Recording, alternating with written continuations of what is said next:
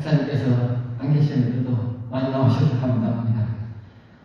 어느 때고 계시든 안 계시든 우리 자리를 지키면서 우리가 주신 하나님의 은혜를 갈망하면서 사는 자들이 되었으면 감사하겠습니다. 제가 감히 설 수 없는 자리에 섰습니다. 저는 이 자리에 설 수 있는 자가 아닌데 하나님께서 또 서라고 하시니까 설 수밖에 없네요. 근데 늘 이 자리에 섰다 보면 그 자리가 얼마나 무거운 자리인지를 깨달아요. 살면 살수록 그래요. 여러분들 신앙생활 하다 보면 대표 기도를 하면 할수록 대표 기도가 어려워지는 걸 느끼죠. 그런 것 같아요. 처음에는 그냥 살아가니까 서요. 근데 서면 설수록 이 자리가 굉장히 무거워요. 무겁다라고 표현하니까 별로 실감이 안 될지 모르겠어요. 그래서 여러분들이 한번 서봤으면 좋겠어요. 저도. 근데 그 목사님 그 마음이 이런 마음이구나. 그게 느껴져요. 서면 설수록 그 마음이 느껴져요.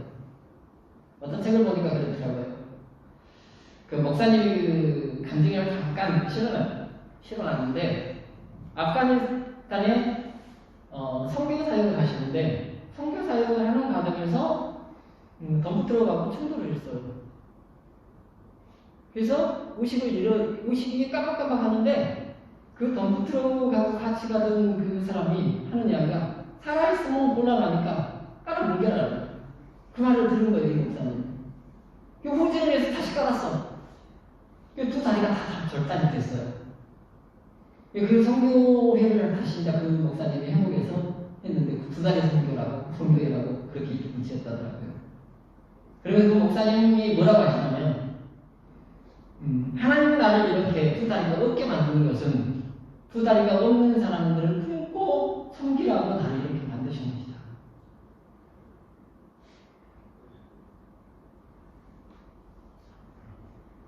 내일이 아니지만 같이 하나님을 섬기는 자로서 참 그렇죠. 모든 목회자들의 마음이 그런 것 같아요. 제가 월요일날도 그렇지만 사람은 너무 없는잖아요. 늘 부족합니다. 보여지는 대로 판단하고 느껴지는 대로 그냥 받아요. 우리가 그것을 다시 걸을 수 있는 능력이 있다면 참 좋을 텐데 그런 생각이 오늘 본문 말씀은 제목을 안 지어도 금방 여러분들이 알 거예요. 뭐 같아요 제목이? 너 하나님 사람. 성경을 읽다 보면 우리를 여러 호칭으로 칭합니다. 제일 익숙한 호칭이 뭐예요? 하나님 사람. 그렇죠? 그다음에 하나님의 백성. 통상적으로 우리가 이렇게 기억해요. 하나님의 백성, 하나님의 택한 자, 하나님의 아들, 딸들 얼마나 좋아요. 본받은 백성. 근데 오늘은 하나님의 사람이라고 칭해요.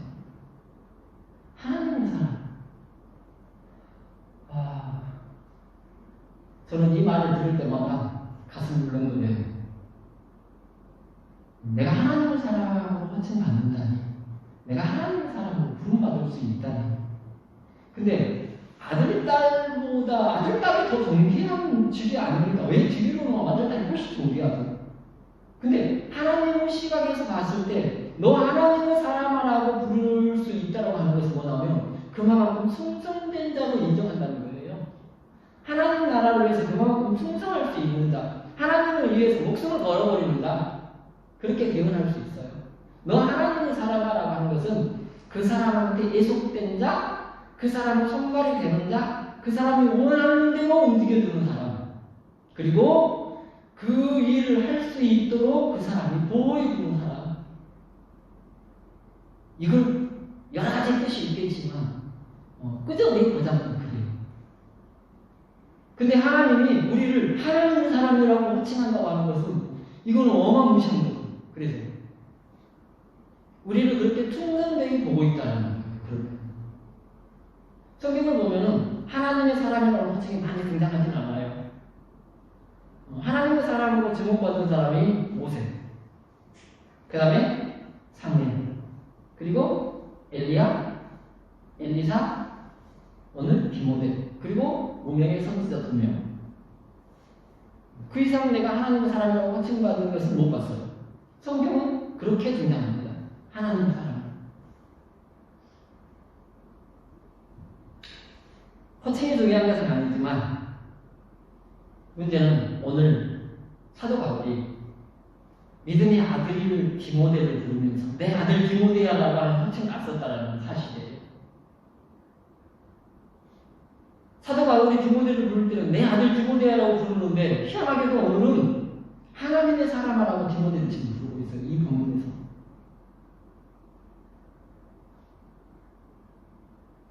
여기 우리가 오늘은 주목해서 한번 이야기를 나눠볼까 생각을 합니다. 하나님의 사람을 그렇다면 어떤 사람일까요? 어떤 사람이 하나님의 사람이 될 수 있을까요? 먼저 하나님의 사람이 되기 위한 전제 조건이 있죠. 뭐예요? 그 나라 사람이 되려면 그 나라 국적을 취득해야 되는 거예요. 그렇죠. 미국 사람이 되고 싶다고 해서 미국 사람이 됩니까? 미국 국적이 있어야 미국 사람이 되는 거죠. 한국 K 지금 여름 뜬다고 해서 무조건 한국 사람이 됩니까? 아니죠. 한국 사람이 되기 위한 조건이 충족되고 심사가 돼서 한국에서 오케이 나와야 내가 한국 국적을 갖는 거죠. 즉 바꿔 이야기하면 국적을 갖는 것은 내가 그 나라를 선택하는 게 아니라 그 나라가 나를 선택하는 거예요. 내가 하나님 나라의 백성이 되는 것은 내가 하나님을 알아서 하나님한테 간 게 아니라 하나님이 나를 선택해서 나로 하여금 하나님을 알 수 있게끔 해줬기 때문에 하나님 백성이 됐다는 거예요. 하나님이 택해 주신 거예요. 이것은. 내가 택한 게 아니에요. 이게 전제 조건이 되는 거예요. 하나님 사람이 되기 위한 첫째 전제 조건이죠.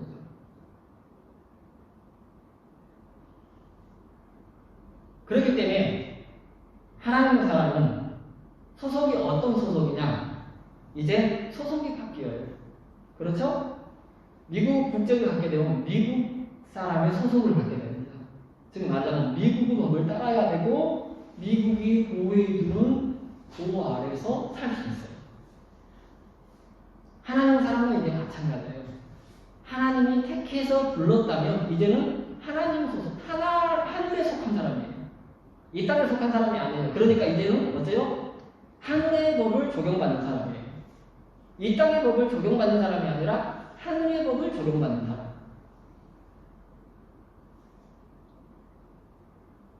두 번째는 누구 소속이라고 그랬어요? 내가 하나님의 소속이라는 거예요.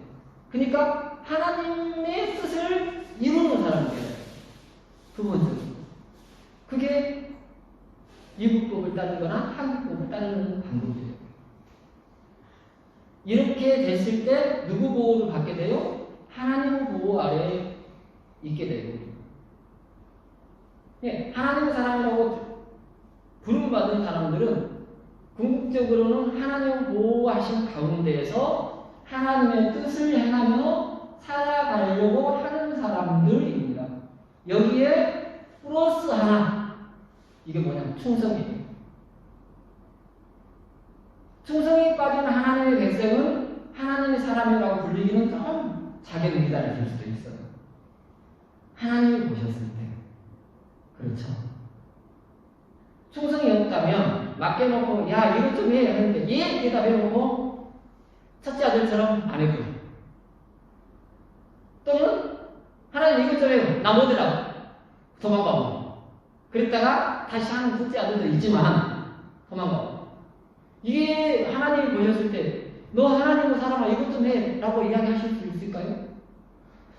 제가 봤을 때는 나는 안 할 것 같아요. 그래서 하나님의 색이 되려면은 그런 자격 조건이나 마음가짐, 충성됨을 갖춰야 한다. 그래야 하나님의 사람이라고 지칭받을 수 있다.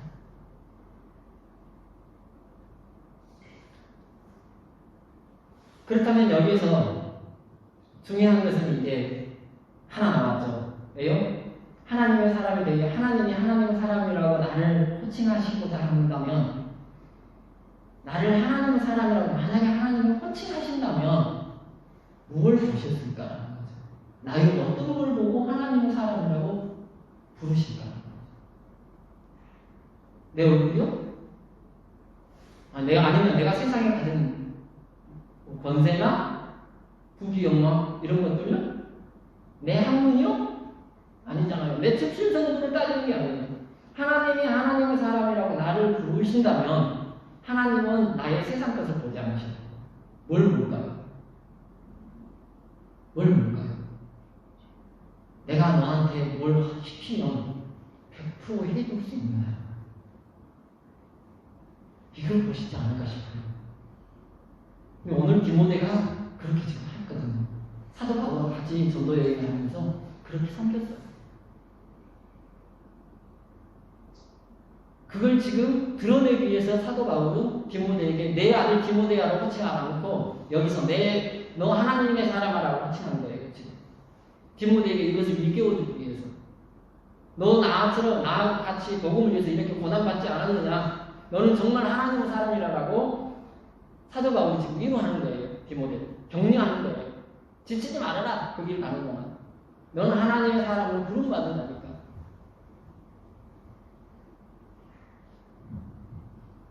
사명자로 우리는 그래서 하나님의 사람으로 내가 나를 하나님 부르셨다면 나를 하나님의 사명자로 쓰시려고 부르신 거예요. 하나님의 뜻을 이룰 수 있는 사람으로 부르신 거다. 그런 거예요. 이 사명자한테 하나님이 특별한 것들을 주십니다. 첫째로 뭘 주시냐면 갈망하는 마음을 줍니다. 이렇게 했으면 좋겠는데, 우리 교회가 이렇게 됐으면 좋겠는데, 이 중고등부, 주일학교, 청년부, 장년부, 남전도회, 여전도회 이렇게 됐으면 좋겠는데 라고 하는 열망을 품게 돼요. 꿈을 꾸는 거죠. 목사님 강대상에 서서 딱 이렇게 보면 빈자리가 진짜로 다 빈자리, 다 빈자리. 목사님은 열망을 뭐겠어요? 아버지 이 자리 좀 제발 좀 채워줬으면 좋겠는데, 이게 열망 아니겠어요? 그러니까 목사님 강대상에 서면은 계속 말씀하시는 게 전부예요. 그냥 그게 열망이니까. 그게 하나님 주신 마음이니까 지금. 저는 솔직히 중고등부 부장으로서 중고등부를 보는 게 아니라 실은 저는 주일학교를 가요. 저기가 부흥해요. 우리 중고등부도 부흥하는데. 저는 그래서 중고등부 기도하기 전에 저는 주일학교를 먼저 기도해요. 솔직히 이야기합니다. 주일학교 부흥 안 되고 중고등부 부흥 없어요. 제가 처음에는 청년부에 대한 열망을 가졌어요. 근데 청년부를 세우고 보니까 청년부가 하늘에서 뚝 떨어져서 청년부가 되는 게 아니고 초등학교부터 서서 청년부가 되더라고요. 장년부 부흥은 그래서 결국은 청년부가 이루는 거고, 청년부 부흥은 중고등부가 이루는 거고, 중고등부 부흥은 주일학교가 이루는 거더라고요. 그러니까 우리 자녀들을 말씀 안에 섬지 않으면 우리 교회의 부흥은 없다라고 보는데요. 장기적인 안목으로 봤을 때 우리 자녀들 말씀 안에 회복시키지 못하면 한국 교회는 없는 거예요. 바꿔 이야기하면 더 크게 이야기합니다. 그래서 이런 열망을 줘요. 그래서 성경은 꿈이 없는 백성은 망한다고 해요. 소망 없어요. 꿈이 없습니다. 하나님을 향한 꿈이 없으면 소망 없다라고 하나님은 판단하신다는 거예요. 그래서 먼저 꿈을 줘요. 비전을 줘요. 제시. 이건 동기부여다. 하나님. 너 이거 좀 했으면 좋겠어. 하는 동기부여예요. 두 번째로 동기부여가 됐으면 뭘 줄까요? 혼자는 지쳐요. 혼족 요즘 많죠. 요즘 청년들이 하는 혼족. 혼자는 사람이 될 수 없어요. 근데 그렇죠. 혼자는 설 수 없어요. 혼자는 완전해질 수 없어요. 왜요? 남자는 갈빗대가 되어 있잖아요. 이 갈빗대를 채워야 되는데 이 갈빗대가 늘 되어 있어요. 그래서 완전한 사람이 될 수 없어요. 갈빗대 혼자 사람이라고 할 수 있어요? 안 되잖아요. 그래서 갈빗대는 자기 위치를 찾아가야 돼요. 둘이가 한 몸을 이루는 거예요. 이게 하나님의 법칙이잖아요. 세상의 법칙이고. 근데 이걸 역순하는 게 지금 혼족이에요. 이게 대단히 잘못된 거지만 그게 중요한 게 아니라 사랑을 붙여준다. 하나님 원리에 의해서 동역자, 같이 할 수 있는 사람, 의논할 수 있는 사람. 그래서 그 사람이 서로 격려하면서 지쳤을 때 다시 일어설 수 있는 걸 공급해주고 서로 위로해 줄 수 있는 대상자, 용기를 줄 수 있는 대상자들을 붙여주는 거예요. 대표적인 예가 모세가 출애굽하기 위해서 이스라엘 백성을 끌어내려고 할 때 하나님이 너 가 그랬더니 나 일주일 꼭 못 가라. 능력 있는 다른 사람을 보내주십시오. 나는 능력 없어라. 그렇게 뭐라 그러세요? 너그 성 아론 말 잘하는 말령이지 않냐? 내가 너희 형을 붙여줄게. 네 입술 대신. 그래서 아론을 붙여줘서 어때요? 출애굽시키는 거예요. 세 번째로는 뭘 줄까요? 이제 모세하고 이제 비교해 봅시다. 모세가 뭘 받았어요? 출애굽시키기 위해서. 그냥 지팡이만 들고 갔어요? 그래요? 능력 받아서 갔어요. 능력 받아서 갔어요. 그래서 능력을 주셔요. 이서구와의 뿅하는 요술쟁이 있죠? 요술쟁이 중에 새끼가 한 마리 있는데요. 근데 그 새끼가 고양이한테 맨날 쫓겨낸대요. 그러니까 요술 그 사가 보고 있다가 마스가 보고 있다가 불쌍하니까 생쥐를 고양이로 만들어줬어요.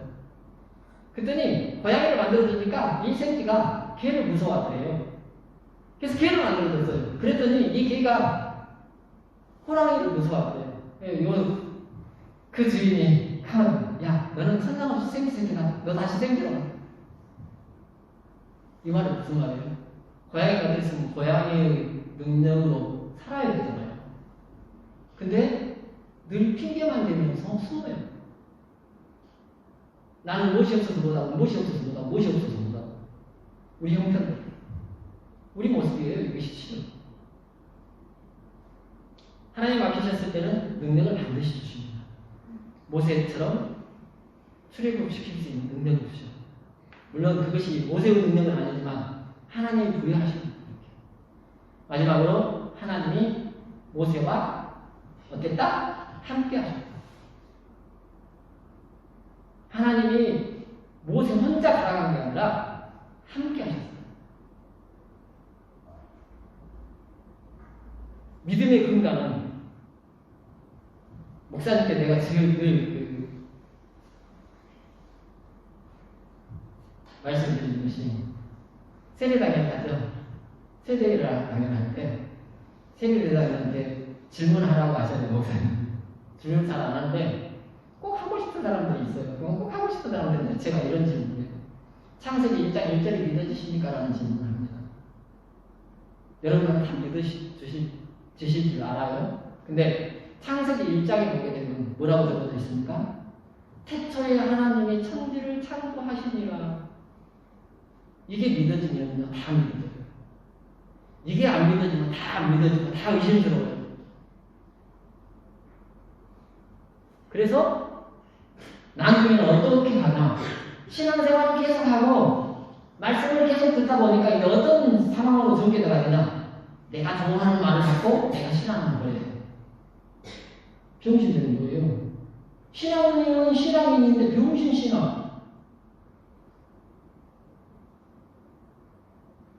목사님께서 늘 우리에게 강조하시면 믿으려면 100% 믿고 99%짜리 믿음은 없는 거예요. 믿음이 있으면 100%짜리 믿음이 해야지 99%짜리 믿음은 없어요. 근데 우리는 창세기 1장의 1절을 못 믿으면 이 99%짜리가 되어버려요. 그래서 나중에 신앙생활을 하다가 내게 좀 것을 좀 버리고 아예 안 그러면 기깡 뭐하고 내 입맛에 딱 좋아. 와 정말 저 말씀 딱 나한테 들으면 좋겠다. 그것만 봐. 그러니까 99%짜리가 이제 되기 시작하는 거예요.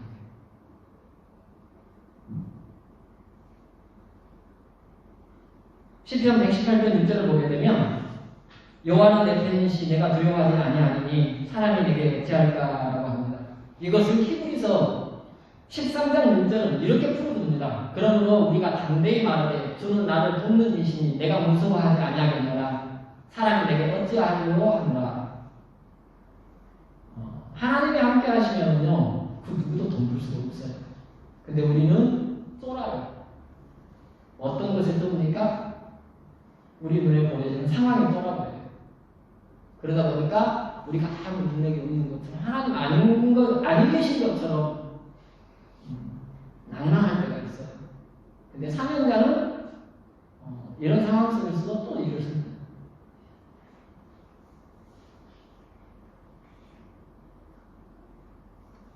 과연 오늘 본문에서는 사명자가 어떻게 살아야 되는가를 이야기하고 있어요. 자, 11절 오직 너 하나님의 사람아 이것들을 피하라고 합니다. 먼저 첫 번째 뭘 피하라고 하는가 한번 봐볼까요? 피하라. 이것들을 피하라. 이것들을 피하라고 하면은 어디로 넘어가야 되냐면 디모데전서 6장 3절부터 넘어가야 돼요.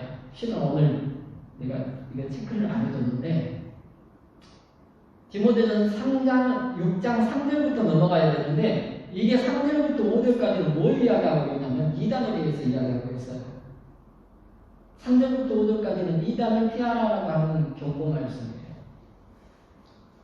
6절부터 10절까지는 뭘 피하라고 하냐면 돈의 욕심에 피해라라고 이야기해요. 돈과 이단 이 두 가지를 피하라고 해요. 근데 실은 오늘은 오직 이것들을 피하고 하고 아주 짤막하게 나왔는데요. 이것들을 피하라고 하는 이 본문 말씀이 16장 전체를 차지하고 있다는 거예요. 이것이라고 하는 것이. 3절부터 10절까지가 이단과 돈에 대해서 이야기하고 있어요. 피하라고 하는 거예요. 근데 그 후에 다시 보게 되면 17절부터 21절까지 다시 다른 거 리바이벌 합니다. 부자에 대해서 이단에 대해서 또 리바이벌을 해요. 그래서 전체 이 피하라고 하는 이 두 가지를 놓고 한다면 온전히 다 소모되는 걸 볼 수 있어요. 읽어보면. 시간이 없어서 다 못 읽어드리지만 집에 가서 꼭 읽어보세요. 돈을 어떻게 사용을 해야 되는가 17절부터 19절까지 나와 있고요. 20절부터 21절까지는 이단을 왜 피해야 되는가 이유가 나와 있어요. 이단과 돈에 대해서 많은 절규를 할애하고 있어요. 지금 디모데한테 쓰면서. 그래서 이것들을 피하는 것은 이단, 헛되는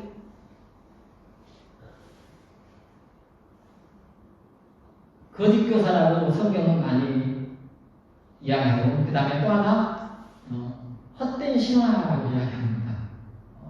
쓸데없는 우상에 대해서 말장난으로 자기 이익을 취하려고 하는 사람들 상동하지 말라요.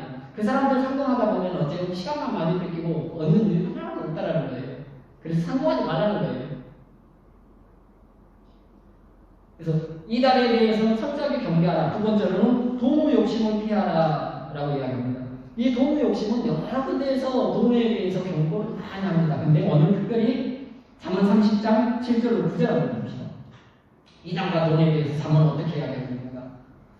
제가 제일 많이 묵상하는 말씀인데 내가 두 가지 일을 주께 구하였사오니 내가 죽기 전에 내게 거절하지 마시옵소서. 곧 헛된 것과 거짓말을 내면서 멀리 하옵시며 나를 가난하게도 마옵시고 부하게도 마옵시고 오직 필요한 양식으로 나를 먹이시옵소서. 혹 내가 배불러서 하나님을 모른다 여호와가 누구냐 할까오며 혹 내가 가난하여 도둑질하고 내 하나님의 이름을 욕되게 할까 두려워함이니라. 아멘. 아구의 잠언인데 저는 이 30장 7절로 9절 말씀이 절절하게 나와요. 저한테는. 여러분들한테는 어떻게 느끼실지 모르겠는데 첫 번째로 뭐라고 그랬어요? 두 가지 일인데 8절에 헛된 것과 거짓말 오늘날 이단이에요. 두 번째로는 가난하게도 말고 부하게도 마십시오. 이 물질로 인해서 내가 혹여 하나님의 영광을 가려울까 두렵습니다. 믿음에서 떨어질까 두려우니 먹고 살게만 해주십시오. 그렇게 구하고 있어요. 그러니까 완전히 철저하게 나그네의 삶을 지금 이야기하고 있는 거예요. 삶에 대해서. 두 번째로는 따르라고 뭘 따르나? 자, 봅시다. 이것들을 피하고 의와 경건과 믿음과 사랑과 인내와 언어를 따르며 이것들 뭐예요? 우리의 삶의 형태가 이렇게 되어야 된다는 거죠. 우리의 삶이 이래야 된다라고 이야기합니다. 우리의 삶에서 추구해야 될 것들이에요. 저기서 나와 있는 의는 경건한 삶입니다. 그 말은 선한 삶이에요. 남을 속이거나 빼앗거나 악하게 행하는 것이 아니라 선한 삶. 경건은 뭐예요? 예수님의 성품처럼 참고 인내하고 나한테 윽박지는 사람들을 맞대응하지 않는다고. 예, 예수님이 그러시죠. 나는 온유하고 겸손하고 온유하니 내 멍에를 메고 나를 따르라. 내 멍에는 가볍고 쉬웁니다. 그러니까 이거는 뭐냐면 온유한 마음과 유순한 성품을 겸손한 마음을 품게 되면 대응하고 싶어도 대응이 안 되는 거예요. 그래, 그럴 수 있지라고 이해해버리기 때문에. 근데 이게 안 되면 맞대응이 되는 거죠. 네가 감히 나한테 이렇게 되는 거죠. 똑같은 일을 가지고도 그렇습니다. 겸손하고 온유하지 않으면 네가 감히 나한테 라는 생각이 드는데 겸손하고 온유하게 되면 그래, 그럴 수 있겠네 라고 이야기해요. 이게 틀린 거죠. 똑같은 문제를 보면서. 믿음과 사랑과 인내. 믿음은 뭐예요? 하나님을 신뢰하는 거죠. 신뢰하지 않는 것은 믿음이 아니죠. 하나님을 신뢰하고. 사랑은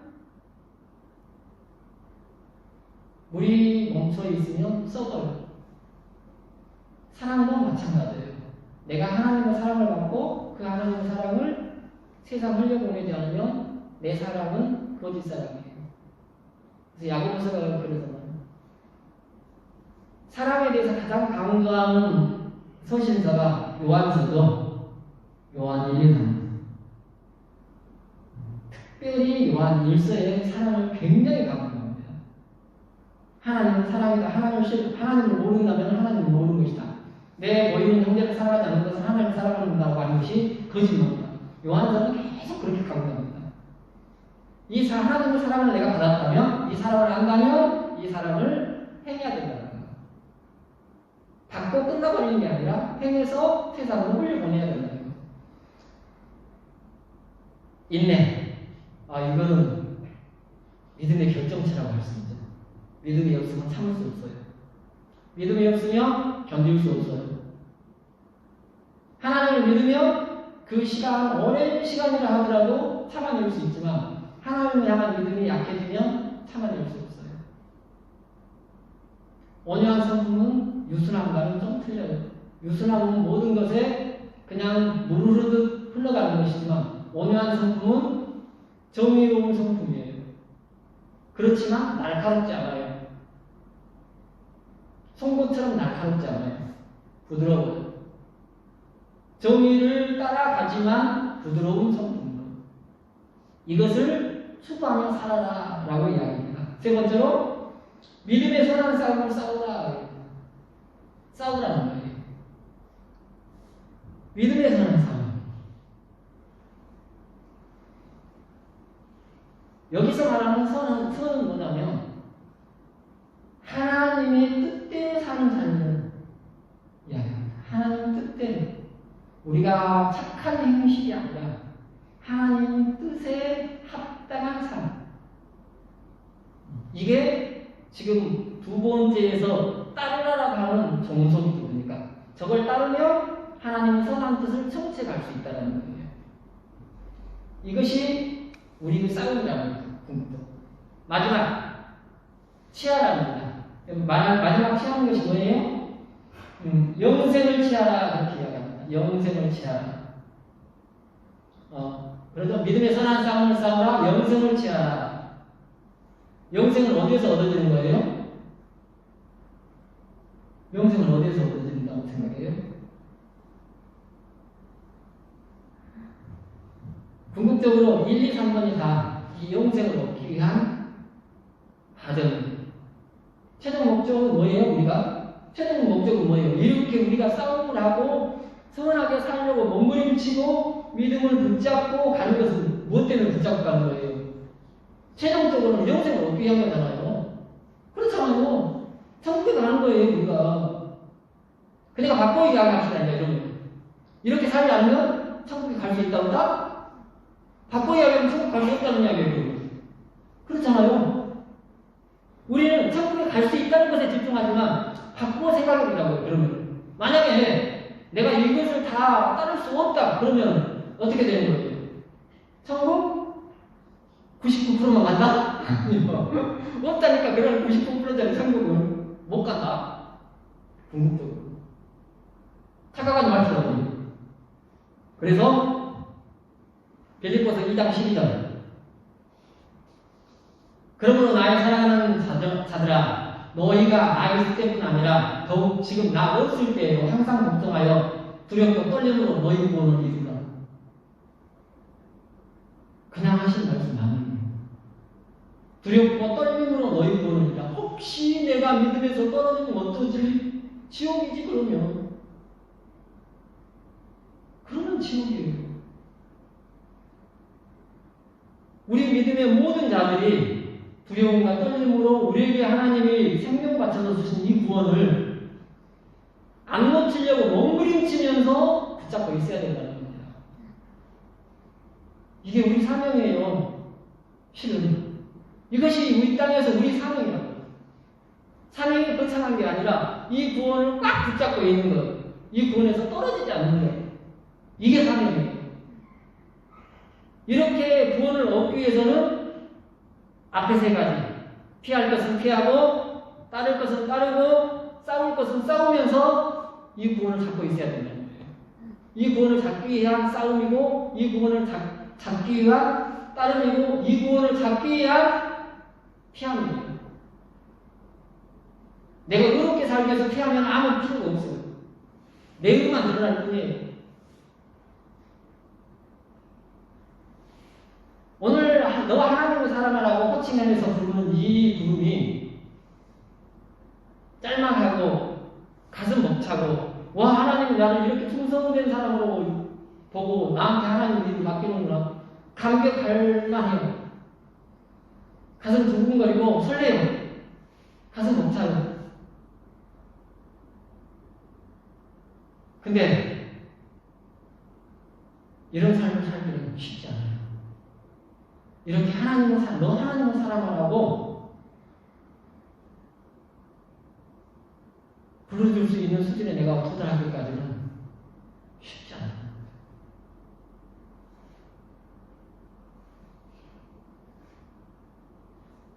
왜 이 자리가 무거운 줄 알아요? 저 이렇게 이야기하고 있잖아요. 근데 난 어떨까요? 여러분하고 다를까요?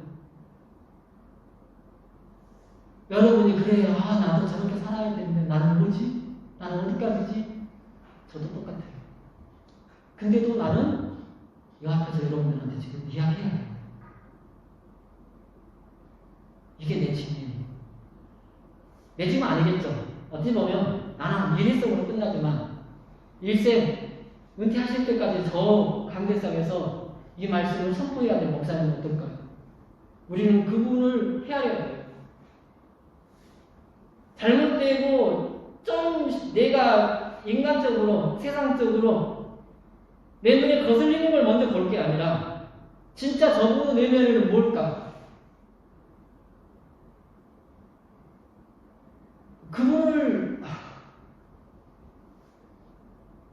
그분의 내면을 우리가 보지 못하면 외형적인 것만 보고 매도할 수 있었고 싫어할 수 있고 비판할 수 있어요.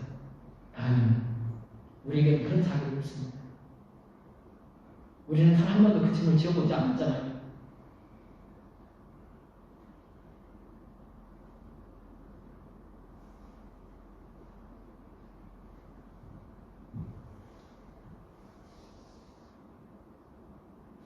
에스겔서 33장 12절로 16절을 보면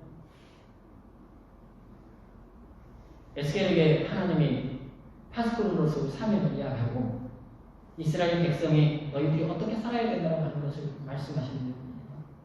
시간이 없으니까 좀 빨리 제가 읽겠습니다. 인자여 너는 내 민족에게 이르기를 의인이 범죄하는 날에는 그 공의가 구원하지 못할 것이요 악인이 돌이켜 그 악에서 떠나는 날에는 그 악이 그를 엎드러뜨리지 못할 것인즉 의인이 범죄하는 날에는 그 의로 말미암아 살지 못하리라. 가령 내가 의인에게 말하기를 너는 살리라 하였다가 하자. 그가 그의 동의를 스스로 믿고 죄악을 행하면 그 모든 의로운 행위가 하나도 기록되지 아니하리니 그가 그 지은 죄악으로 말미암아 곧 그 안에서 죽으리라. 자, 14절, 15절, 16절 생각합니다. 이 말씀은 무슨 말씀입니까? 우리의 신앙은 과거 내가 하나님께 받은 은혜, 성령의 역사하신 나를 하나님께서 들어 쓰시는 과정에서 하나님의 임재의 체험, 이게 아무 필요 없다는 거예요. 내가 앞으로 하나님을 최고로 잘 섬길 거야. 나 부자 되어서 하나님 나라를 위해서 하는 교회 몇 개 세울 거야. 아무 필요 없다는 거예요. 그럼 하나님 지금 뭘 이야기하십니까? 과거의 선으로 인해서 지금 죄악을 정한다면 결국 그 사람은 죄업도 하지 않고 악인이라는 거예요. 즉 우리 신앙은 현재라는 거예요. 과거도 미래도 아니에요. 지금이에요. 지금. 내일도 아니고 오늘 아침도 아닌 지금이에요.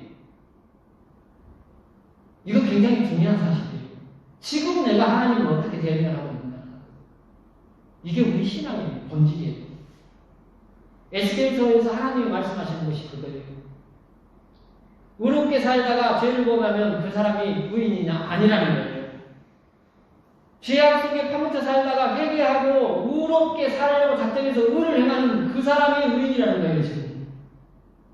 지금 현재 의를 행하고 있는 그 사람이 의인이라는 거예요. 하나님 앞에. 우리 신앙의 본질이라고 생각합니다.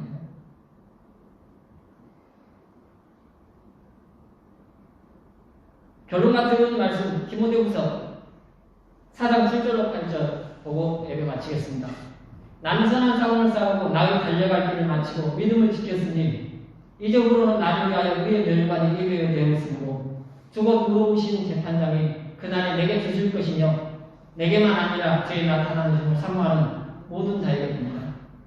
이게 선한 싸움을 싸우는 자들의 마지막 하나님이 주신 말씀이에요. 내가 어제는 의롭게 살았지만 오늘 불의하게 살고 오늘 주님 앞에 산다면 나는 불의한다고 죽는 건데요. 그래서 저 멸관 받을 수 없어요.